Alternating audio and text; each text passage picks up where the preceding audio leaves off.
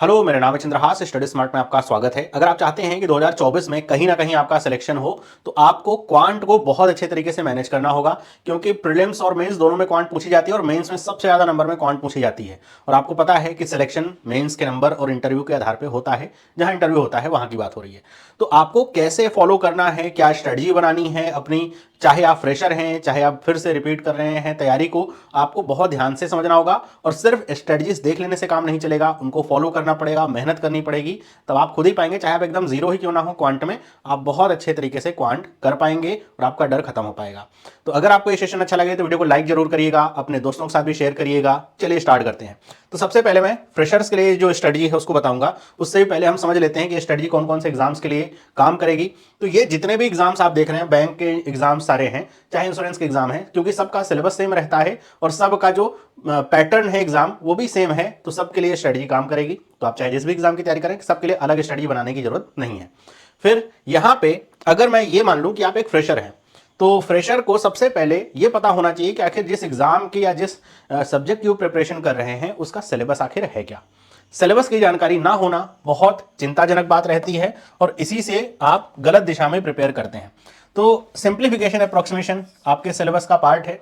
यहां से clerk PO में क्वेश्चंस आते भी हैं और फिलहाल ये सिर्फ 5 या 10 नंबर के क्वेश्चंस के लिए ही नहीं बल्कि ओवरऑल क्वांट के लिए बहुत इंपॉर्टेंट है, क्योंकि हर बार आपको कैलकुलेशन ही करना होता है क्वेश्चन का आंसर निकालने के लिए। तो ये इंपॉर्टेंट है। फिर नंबर सीरीज पूछी जाती है। नंबर सीरीज में मिसिंग और रॉन्ग नंबर दोनों पूछा जाता है। और मेंस की अगर बात करें तो वहां पे इसी का कुछ पैटर्न बना करके और थोड़ा लेवल को बढ़ा दिया जाता है। फिर क्वाड्रेटिक क्वेश्चन पूछा जाता है।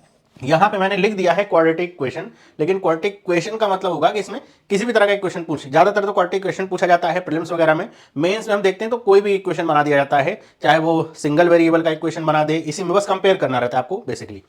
फिर आता है अर्थमेटिक। आपको लग रहा होगा ना कि सिलेबस तो काफी छोटा है, दरअसल में इसको काफी कॉम्पैक्ट तरीके से लिखा गया, वरना पूरा पेज भर जाए तब भी सिलेबस ना कवर हो पाए। क्योंकि अर्थमेटिक की जहां तक बात है, अर्थमेटिक में ही आपको पता है बहुत सारे टॉपिक्स होते हैं। अब यहां पे आपको ये समझना होगा अर्थमेटिक के टॉपिक्स क्या क्या होंगे। Percentage, ratio, mixture allegation, profit and loss, time and work, time speed distance, उसी में आपका बोट एंड स्ट्रीम आ जाता है। टाइम एंड वर्क में ही पाइप एंड सिस्टेंस आ जाता है। फिर टाइम स्पीड डिस्टेंस में ट्रेन वाले क्वेश्चन, वो सारे क्वेश्चन हो गए। पार्टनरशिप हो गया, एजेस हो गए, और SI CI हो जाता है, प्रोबेबिलिटी होता है, परमुटेशन कॉम्बिनेशन होता है। ये सारे जो अर्थमेटिक के टॉपिक्स हैं वो आपके पूछे जाते हैं। क्या नहीं पूछा जाता है बैंक के या इस तरह के एग्जाम्स में? जनरली अगर मैं SBI PO का एग्जाम छोड़ दूं तो जनरली जो क्वेश्चंस होते हैं वो आपके जो कहते हैं एडवांस मैथमेटिक्स, वहाँ के नहीं पूछे जाते। मतलब कि ट्रिग्नोमेट्री के क्वेश्चंस हो गए या फिर जो आपका ज्योमेट्री होता है इसके जो एडवांस लेवल के क्वेश्चंस हो गए, ये सब। SBI PO में ज्योमेट्री थोड़ी बहुत पूछी जाती है, मतलब उसके क्वेश्चंस रहते हैं, थोड़ा बहुत आपको पता होना चाहिए। बाकी एडवांस मैथमेटिक्स इसमें नहीं पूछी जाती, केवल जो अर्थमेटिक वाला पोर्शन है, वर्ड प्रॉब्लम, बस वही पूछा जाता है। फिर नेक्स्ट आता है आपका डेटा। वैसे ये डेटा से अलग से कोई टॉपिक नहीं है, मतलब जो अर्थमेटिक का जो पोर्शन है वही डेटा सफिशिएंसी में लाया जाता है, आपको पता होगा। फिर आता है डेटा इंटरप्रिटेशन, है ना। डेटा इंटरप्रिटेशन बहुत एक वृहद टॉपिक है, प्रीलिम्स और मेंस दोनों में पूछा जाता है। यहां पे डिफरेंट डिफरेंट तरह के चार्ट होते हैं, साथ ही साथ अर्थमेटिक के क्वेश्चंस को भी डेटा इंटरप्रिटेशन में लाया जाता है। तो जो बच्चे अर्थमेटिक को स्किप करते हैं वो मेंस में पूछे जाने वाले DIs को कर नहीं पाते हैं। प्रोबेबिलिटी के ऊपर DI आ जाता है, टाइम एंड वर्क के ऊपर आ जाता है, तो कर ही नहीं पाते हैं। सिंपल सी बात है, बेसिक कॉन्सेप्ट नहीं पता होगा तो कहां से करेंगे। तो ये डेटा इंटरप्रिटेशन भी काफी लंबा है, इसमें अलग अलग तरह के ग्राफ आपको पढ़ने होते हैं। पाई चार्ट हो गया, टेबल ग्राफ हो गया, या फिर बार ग्राफ हो गया, स्कैटर DI होता है, आपका फनल वाला DI होता है, मेंस में पूछे जाते हैं। ऐसे बहुत सारे तरह के आपको ग्राफ DIs पढ़ने होते हैं। रडार ग्राफ हो गया, कैसे उनको पढ़ना होगा, कैसे समझना होगा, पॉइंट्स को कैसे नोट आउट करना होगा, वो सारी चीजें आपको समझनी होती है। तो ये आपका क्या है, सिलेबस है, इसी के आसपास रहना है। इसके अलावा और कुछ आपको एक्स्ट्रा नहीं पढ़ना। कि अब कोई आपसे कहे कि आप ट्रिग्नोमेट्री पढ़ो तो उसकी जरूरत नहीं है। आपको जो अर्थमेटिक के टॉपिक्स हैं और DI के टॉपिक्स हैं, इन्हीं को अच्छे तरीके से कवर करना है। तो अगर आप फ्रेशर हैं तो आपको क्या करना होगा। तो अगर मैं जनवरी से स्टार्ट कर दूं, ऐसे तो जनवरी लगभग खत्म होने वाला है, फिर भी तो हमारे पास टोटल 7 महीने हैं। क्यों 7 महीने हैं? मैं मान करके ये चल रहा हूं कि आप अपना जो पहला एग्जाम होगा वो कब देंगे, 3 अगस्त को देंगे, जो कि IBPS RRB का होने वाला है। तो इसी को पॉइंट ऑफ व्यू में रखते हुए हम चल रहे हैं। तो हमारे पास लगभग क्या है, 7 महीने हैं। अब जनवरी से अगर आप शुरू करें तो आपको सबसे पहले क्या करना चाहिए। सबसे पहले आपको अपने पहले 3 महीने किस पे बिताने होंगे, जो कंप्लीट टॉपिक कवरेज है कॉन्सेप्ट वाइज अर्थमेटिक और DI के, है ना। वैसे तो अगर अच्छे तरीके से पढ़ें तो अर्थमेटिक पढ़ने में आपको काफी समय लग जाएगा, क्योंकि सिर्फ पढ़ना नहीं है। अर्थमेटिक के साथ ये दिक्कत होती है फ्रेशर्स के साथ कि बच्चे पढ़ते हैं जैसे टाइम एंड वर्क पढ़ा, आगे टाइम स्पीड डिस्टेंस पढ़ा तो टाइम एंड वर्क भूल जाता है, टाइम स्पीड डिस्टेंस पढ़ा उसके बाद एसआई पढ़ने गए तो टाइम स्पीड डिस्टेंस भूलने लगता है ना। तो ये दिक्कत बहुत होती है अर्थमेटिक में, बहुत सारे बच्चों की प्रॉब्लम, सिर्फ फ्रेशर्स की नहीं, बहुत सारे बच्चों की प्रॉब्लम है। तो इस प्रॉब्लम से निपटने के लिए आपको करना क्या होगा, पहली चीज तो आपको सबसे पहले अपना पूरा टॉपिक कवरेज करना होगा। आपको आता है नहीं आता है, जीरो से अपने आप को मान करके चलेंगे तो सब कुछ सीख जाएंगे। इतना कठिन नहीं है जितना बताया जाता है, लेकिन आप सीखना चाहें तो सीख सकते हैं, ना सीखना चाहें तो सब कठिन लगेगा। तो आपको सबसे पहले तो ये प्रयास करना है कि 3 महीने आप अर्थमेटिक डीआई को अच्छे तरीके से समझ लीजिए, कॉन्सेप्ट सब समझ पाइए, शॉर्टकट के चक्कर में मत पड़िएगा वरना कुछ नहीं हो पाएगा। फिर आपको पहले ही दिन से स्टार्ट कर देना है सिंप्लीफिकेशन के क्वेश्चंस को करना। 5 से 10 क्वेश्चंस आप डेली करिए। सिंप्लीफिकेशन कुछ ऐसा नहीं है कि सर हमें आता ही नहीं, हम कहां से करें भैया, केवल जोड़ना, गुणा करना, घटाना और डिवाइड करना, स्क्वायर करना, यही सब है सिंप्लीफिकेशन में। तो अगर आप शुरुआत से ही इसकी प्रैक्टिस करेंगे तो क्या होगा कि आपकी जो एक्यूरेसी है और जो स्पीड है वो दोनों अच्छी हो जाएगी। अब इसके लिए मैं बहुत सारी चीजें भी आपको क्या कहता हूं कि आपको 20 तक की टेबल आनी चाहिए, आप कम से कम 60-70 तक के स्क्वायर याद कर लीजिए। वैसे तो मैं कहता हूं जिनको सिलेक्शन है 100 तक का याद कर लो, बहुत बेहतर है। 25 तक के क्यूब याद होने चाहिए। तो ये सब आपको खुद से करना है, ये आपके लिए कोई नहीं करेगा। और आप ये सोचते हैं हम क्यूब तो निकाल लेंगे, स्क्वायर तो निकाल लेंगे, फिर आप बहुत पीछे रह जाओगे। सिंपल सी बात है, क्योंकि जिसको स्क्वायर याद है और जो स्क्वायर निकालेगा दोनों में डिफरेंस होता है। नंबर सीरीज में कोई स्क्वायर आ गया बड़ा और आपको पता ही नहीं है वो स्क्वायर है, कैसे निकालोगे आप जब को पता हो कि अच्छा स्क्वायर हो रहा है तब तो आप सोचोगे भी। अब कहीं पे अगर मान लीजिए लिखा हुआ 1728, अब आपको पता ही नहीं किसी का क्यूब है ये, लेकिन अगर आपने याद कर रखा होगा क्यूब तो आपको पता होगा अच्छा ये क्यूब भी हो सकता है ऐसे। तो आपको ये याद करना पड़ेगा और सिंप्लीफिकेशन की आप डेली प्रैक्टिस शुरू करिए, 5 से 10 क्वेश्चन करिए। आपका कैलकुलेशन स्पीड का स्ट्रांग होना बहुत जरूरी, वरना प्रीलिम्स नहीं निकल पाएगा। फिर नंबर सीरीज के 5 क्वेश्चन करना शुरू करिए। क्यों? इसमें कुल मिलाकर के 40 ऐसे मैक्सिमम मैं कह दूं लॉजिक्स आपको सीखने होते हैं, है ना। 30-40 लॉजिक कुल मिला के आते हैं जिनके बीच में सारे क्वेश्चंस लगभग बन जाते हैं। तो अगर आप 5 क्वेश्चंस डेली करें, आपको लॉजिक्स तो समझ में आने लगेंगे, नंबर्स के बीच में कैसा लॉजिक लग रहा है और क्या करना चाहिए, कहां गुणा है, कहां डबल डिफरेंस है। साथ ही साथ आपके लिए जो क्वेश्चन का लेवल है ना, जो पहले आपको बहुत कठिन लगता था वो आसान लगने लगेगा। लेकिन ये कब होगा? जब आप डेली काम करेंगे। ये डेली करना है। इसके लिए ये नहीं कि सर ये तो करने लगे अब इसे कब बंद करना है, कभी बंद नहीं करना। चाहे वो फ्रेशर हो बच्चा, चाहे वो रिपीटर हो बच्चा, इसको तो करना है। डेली की आदत डाल लीजिए। उठिए, एक नियम बना लीजिए कि हमें आप पहले ये करना है, उसके बाद हम आगे बढ़ेंगे, है ना। फिर मान लीजिए 3 महीने में आपने लॉजिक वगैरह या फिर जो कॉन्सेप्ट वगैरह है सीख लिया। अब आपको उसको अप्लाई करना सीखना होगा। क्यों? जब टीचर सिखाता है और जब टीचर क्वेश्चन करता है अर्थमेटिक के, क्वांट के, हमेशा आसान लगते हैं, लगता है इसमें तो कुछ है नहीं, ये तो हम भी कर लेंगे। लेकिन पीछे का रीजन क्या होता है? हमेशा याद रखिएगा कि क्वांट में, अर्थमेटिक में सबसे ज्यादा चैलेंजिंग पार्ट क्या है? लैंग्वेज को समझना। जो क्वेश्चन की लैंग्वेज है, क्या कह रही है, क्या दिया गया और क्या निकालना है।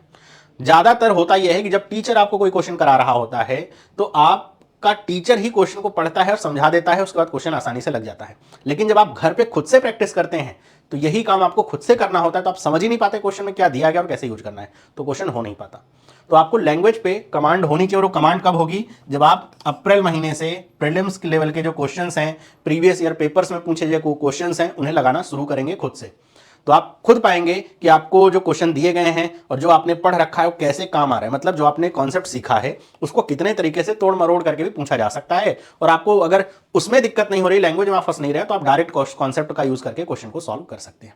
तो ये आपको अप्रैल से कर देना होगा, अगर आपको इसी साल सिलेक्शन चाहिए तब, वरना तो फिर दिक्कत वाली बात है। आगे बढ़ते हैं हम।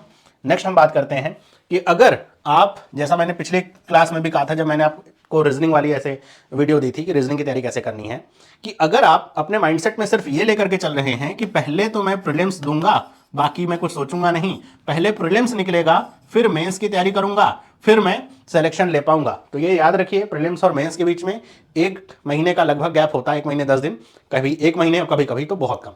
तो उसमें आपको सिर्फ क्वांट नहीं पढ़ना है, आपको quant, reasoning, English, current affair सब पढ़ना है।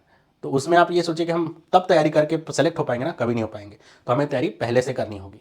तो ये तैयारी आप कब करेंगे? अगर आपने अप्रैल महीने में अच्छे से मन लगा करके प्रीलिम्स लेवल के जितने भी क्वेश्चंस हैं आपने कर लिए हैं, तो आप मेंस के लिए तैयार हो चुके हैं। अब मई महीने से आपको स्टार्ट कर देना है मेंस लेवल के प्रैक्टिस सेशंस। इसमें जो आप प्रीलिम्स लेवल के क्वेश्चंस कर रहे हैं वो तो करते ही रहिए, लेकिन अब आप अपनी प्रैक्टिस में मेंस वाले क्वेश्चंस को भी इंक्लूड करना शुरू कर दीजिए। मतलब आपने मान लीजिए एक डीआई किया प्रीलिम्स लेवल का, एक डीआई आप मेंस लेवल का कर लीजिए। तो आपको ये समझ में आएगा कि जो पाई चार्ट प्रीलिम्स में है वही पाई चार्ट का क्वेश्चन जब मेंस में पूछा जाता है तो उसमें कितना अंतर होता है। याद रखना बेटा, अगर मैं लेवल की बात करूं तो अगर मैं कहूं 10 में से अगर मैं प्रीलिम्स को नंबर दूं 4 का तो मेंस का जो नंबर होता है वो 9 का होता है। मतलब ऐसा नहीं कि प्रीलिम्स 8 नंबर का 8 अगर 8वें लेवल पे है और मेंस 9वें या 10वें लेवल पे, नहीं, इनके लेवल में बहुत डिफरेंस होता है। प्रीलिम्स को देख करके मेंस के लिए कंफ्यूज मत होना, यही गलती बच्चे से होती है और यही उनके बार बार रिपीट करने का रीजन होता है। इसलिए मैं बच्चों को क्या कहता हूं कि मेंस की तैयारी पहले से शुरू कर दीजिए। तो मेंस की तैयारी अगर आपकी शुरू हो चुकी है मई महीने से, तो आपको बस अपने सेशंस को मॉडिफाई करना है। अब होगा क्या, मान लीजिए आपको अगस्त में एग्जाम देना है, ठीक है, 15-20 दिन पहले या 15-20 दिन पहले से आप मेंस के क्वेश्चन करना बंद कर दीजिए। थोड़ा प्रीलिम्स के ही क्वेश्चंस पे ही ज्यादा ध्यान दीजिए। क्यों? क्योंकि आपकी स्पीड और एक्यूरेसी बढ़नी है, तो स्पीड बढ़ानी होगी प्रीलिम्स के लिए। फिर आप चूंकि पहले से प्रिपरेशन कर रहे हैं मेंस की, तो आपको जो बीच में 1 महीने मिलेंगे तो उसमें नई शुरुआत करने की जरूरत नहीं पड़ेगी। पता चले प्रीलिम्स देने के बाद जैसे मेंस का क्वेश्चन देखा, हवाइयां उड़ गई, है ना, ये होता है और इसी वजह से सिलेक्शन नहीं हो पाता है। तो आपको पहले से पता है कि मेंस में क्या पूछा जा रहा है और कैसे उसको करना है। तो अगर आप मई जून जुलाई 3 महीने प्रीलिम्स और मेंस साथ में लेकर के चल लिए, तो 15-20 दिन पहले आप केवल प्रीलिम्स की प्रैक्टिस करेंगे तो भी आपका काम अच्छे से चलेगा। यही होती है स्ट्रैटेजी। तो टाइम को बहुत अच्छे तरीके से यूटिलाइज करना है। फिर अगर हम बात करें किसकी, जो बच्चे रिपीटर्स हैं, रिपीटर्स का मतलब जिन्होंने एग्जाम दे रखा है एक या एक से अधिक बार, जिन्हें पता है प्रीलिम्स में क्या आपको क्वेश्चन पूछा जाता है, क्या प्रेशर होता है एग्जाम का और क्या सिलेबस है, उनको सारी चीजें पता है। तो उन्हें क्या करना है, मैं ऐसे बच्चों की खास तौर पर बात करता हूं जिनकी क्वांट कमजोर है, उनको ऐसा लगता है। तो आपको सबसे पहले शुरुआत के जो 1 से 1.5 महीने हैं, उसमें आपको अपना जो सबसे वीक टॉपिक है, जैसे अर्थमेटिक में किसी को हो सकता है SICI ना आता हो, किसी को प्रोबेबिलिटी ना आता हो, किसी को DI ना आता हो, DI में भी कोई खास ग्राफ में दिक्कत है, कोई कहता हो हम तो सर पैराग्राफ DI नहीं कर पाते, देखते हैं हाथ पैर फूल जाता है। ऐसे बच्चों को सबसे पहले अपने उसी डर पे ही काबू करना है या डर पे विजय प्राप्त करनी है। तो 1 से 1.5 महीने आपको प्रॉफिट एंड लॉस, SICI कुछ भी ऐसा है जिसमें दिक्कत है, सबसे पहले उन्हीं को आप सीखना शुरू करिए। अब इसमें क्या है, कुछ बच्चे कहेंगे सर हमें तो सब में दिक्कत है, तो आपके लिए फ्रेशर वाली स्ट्रेटजी काम करेगी, तो उस पर चले जाइए। किसी किसी टॉपिक में ही दिक्कत है तो शुरुआत के 1 से 1.5 महीने आपको सिर्फ उस टॉपिक को डेडिकेट कर देना है। क्यों? वो मजबूत हो गया तो आपका आत्मविश्वास बहुत बढ़ जाएगा और आप एकदम नए नहीं है कि सर हमने 1 महीना दे दिया बाकी दिन क्या करेंगे। तो आपको सबसे पहले तो यही करना है, पहले 1 से 1.5 महीने में अपनी जो कमजोरी है उसको इंप्रूव करना है। लेकिन इसके साथ अपनी जो प्रैक्टिस है वो बंद नहीं करनी। अब इसमें भी जो रिपीटर्स उनके लिए भी सेम चीजें, सिंप्लीफिकेशन के क्वेश्चंस हो गए, नंबर सीरीज के क्वेश्चंस हो गए, क्वाड्रेटिक क्वेश्चन के क्वेश्चंस हो गए, आप डेली प्रैक्टिस में बना के रखिए, 5 से 10 क्वेश्चन सॉल्व करते रहिए, क्योंकि वो तो आपको 5 से 15 नंबर तो वहीं से मिल जाते हैं। तो आप वो सब करते रहिए, अपनी प्रैक्टिस सेशंस को बना के रखिए। जो आपको लग रहा है कमजोर है, जिसने इस साल आपको धोखा दिया, मतलब जिस सब्जेक्ट या जिस टॉपिक की वजह से आप इस बार रह गए, उस पर सबसे पहले फोकस करिए। इस बार वो कमजोरी हट जानी चाहिए। कमजोरी हट गई बेटा, आत्मविश्वास इतना बढ़ जाता है कि पूछो मत। आपको सबसे ज्यादा फोकस करना होगा अपनी कैलकुलेट। जिन बच्चों का प्रीलिम्स नहीं निकला उनकी बात कर रहा हूं मैं, कि अगर आपका इस बार प्रीलिम्स नहीं निकला लेकिन आपको पता है कि आपको कॉन्सेप्ट तो आते हैं सब, तो इसका मतलब यही है कि आपकी कैलकुलेशन स्पीड और एक्यूरेसी में कहीं ना कहीं कमी है। तो आपको सबसे पहले कैलकुलेशन स्पीड और एक्यूरेसी को इंप्रूव करना है। इसके लिए आपको जो मैंने बता रखे हैं बहुत सारे तरीके, आप उसे फॉलो करिए और अपनी कैलकुलेशन स्पीड को अच्छी कर लीजिए। जिससे होगा क्या कि आपका जो प्रीलिम्स में अटेम्प्ट है वो बढ़ जाएगा। ओके, फिर आगे से क्या करना है, मान लीजिए आपने 1 से 1.5 महीने अच्छा सा प्रैक्टिस कर लिया और जो कमजोरी थी वो आपने अब दूर कर ली है, मान के चलता हूं मैं, तो उसके बाद आप मार्च से स्टार्ट कर सकते हैं मॉक्स देना, है ना। मॉक्स दीजिए, प्रैक्टिस सेशंस दीजिए और आप वैरायटी ऑफ क्वेश्चंस दीजिए। कोई ग्रुप में कहीं क्वेश्चन पोस्ट कर रहा है, उसका आंसर करिए। होगा क्या, आपका आत्मविश्वास बढ़ेगा। आपको लगेगा एट रैंडम भी कोई क्वेश्चन आ जा रहा है ना तो मैं सॉल्व कर ले रहा हूं, मेरी प्रैक्टिस अच्छी हो गई है। और आपको यहां पर जब आप अपना सेशन देंगे मॉक वाला, तो प्रीलिम्स के साथ मेंस के भी मॉक्स देना शुरू कर दीजिए। होगा क्या, मतलब मेंस के मॉक ऐसे नहीं डेली बैठ करके, क्योंकि मेंस के मॉक थोड़ा बड़े भी होंगे, तो आपको ऐसा करना है कि अच्छा मैं ये करता हूं कि संडे का दिन या सैटरडे संडे 2 दिन ऐसे निकाल लेता हूं मेंस के मॉक देने के लिए। तो आप क्वांट के जो मेंस हैं, अब ये ध्यान रखिए कि मेंस में बहुत सारे बच्चे कंफ्यूज, प्रीलिम्स में सर हमने 35 में से ना क्वेश्चन किए हैं, हमारे 30 हो गए, बहुत अच्छी बात है बेटा, लेकिन हम जब मेंस में जा रहे हैं तो सर हमारे 30 नंबर के क्वेश्चन हो ही नहीं पा रहे हैं। तो 30 नंबर किसी को नहीं चाहिए मेंस में, 30 नंबर किसी को नहीं चाहिए। हाँ, जो बहुत अच्छा हो मैथ में वो 30 नंबर ला सकता है, इसमें ऐसी दो राय नहीं ला सकता है, लेकिन आपको फोकस करना है कि आपको मेंस को प्रीलिम्स के हिसाब से जज करने की जरूरत नहीं है। अगर आप मेंस में 20 नंबर के क्वेश्चन, 10 से 15 नंबर के क्वेश्चन शुरुआत में कर पा रहे हो या 10 नंबर भी कर पा रहे हो, अच्छे क्वेश्चंस आप DI कर पा रहे हो, तो अच्छी बात है। आप अपने अटेम्प्ट को धीरे धीरे करके ऐसे बढ़ा लोगे। तो आपको ये नहीं फोकस करना है कि प्रीलिम्स के अनुसार, कि प्रीलिम्स में तो हमने 80% किया है लेकिन मेंस में तो हमारा 10% या 20% हो पा रहा है। शुरुआत में अगर आप मेंस के क्वेश्चन पढ़ के समझ भी ले रहे हो तो अच्छी बात है, फिर आप उसे सॉल्व करना शुरू करो, है ना। तो इससे होगा क्या कि मेंस का जो डर है वो खत्म रहेगा और आपके ऊपर ऐसा प्रेशर नहीं रहेगा कि बीच में जब मेंस निकलेगा तब आपको शुरुआत से पढ़ना है। तो जो बच्चे रिपीटर हैं उनको ये ध्यान देना है कि जो उनकी गलतियां हैं सबसे पहले आप समझ लीजिए। अब ये कहे कोई कि सर आप मेरी गलती बता दीजिए, नहीं बताई जा सकती, उसके लिए जानना पड़ेगा आपको कि आप कितने लेवल पे हैं, किस लेवल पे पढ़ाई कर रहे हैं, तो काफ़ी उसमें डीप वर्क होता है। लेकिन आपको खुद को पता रहता है कि आपने क्या गलतियां करी हैं, आपकी क्या चीज़ कमज़ोर है, कहाँ पे आप अभी आलसी बन रहे हैं कि हम 20 तक की टेबल याद नहीं करेंगे, तो आलसी बन रहे हैं आप, आपको याद करना पड़ेगा। क्योंकि जो टॉपिक या जो चीज़ आपके हाथ में है वो आप ही इंप्रूव कर पाएंगे। तो अपनी गलतियां समझिए क्या हुई थी, कौन से टॉपिक कमजोर थे, उस पर वर्क करिए, उसे इंप्रूव करिए और अपनी जो प्रैक्टिस सेशंस हैं उनको कंटिन्यू चला के रखिए अगर इस साल सिलेक्शन लेना है तो। क्योंकि हर साल नए बच्चे ऐड होते रहते हैं और जितनी बार आपका सिलेक्शन नहीं होता है जितने साल, आपका कॉन्फिडेंस उतना कम होता जाता है। आपको ऐसा लगने लगता है कि सबका सिलेक्शन हुआ जा रहा है, हमारा ही नहीं हो रहा है।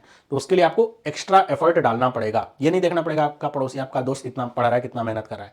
आपको अपने ऊपर बहुत ज़्यादा वर्क करना पड़ेगा ताकि आप इस रेस में बने रहो और इस बार कहीं ना कहीं आपका सिलेक्शन हो पाए। तो ये दोनों तरह के बच्चों की स्ट्रेटजी मैंने बनाई है। अगर आपको ये समझ में आया, मैं फिर से कह रहा हूँ, स्ट्रेटजी देखना, सुनना, पढ़ना एक चीज़ है, उसको एग्जीक्यूट करना एक दूसरी चीज़ होती है। एग्जीक्यूशन पे जब आप जाएंगे तभी आपको इसका फल मिलेगा या फिर तभी आप समझ पाएंगे कि इसका कुछ फायदा है। सिर्फ देख करके नकार देना या देख करके केवल स्वीकार करना, हाँ बहुत अच्छी स्ट्रेटजी है, या फिर कोई कह दे नहीं नहीं तो बेकार है, दोनों ही तरीके से आपका सिलेक्शन नहीं हो सकता। देखिए, काम करिए, तब आपको रिजल्ट दिखेगा। तो अगर आपको ये वीडियो अच्छी लगी तो वीडियो को लाइक करिए, अपने दोस्तों के साथ शेयर करिए। आपका क्या विचार है आप मुझे कमेंट करके बताइए। मिलता हूं आपसे अगली वीडियो में। सभी लोगों को बाय।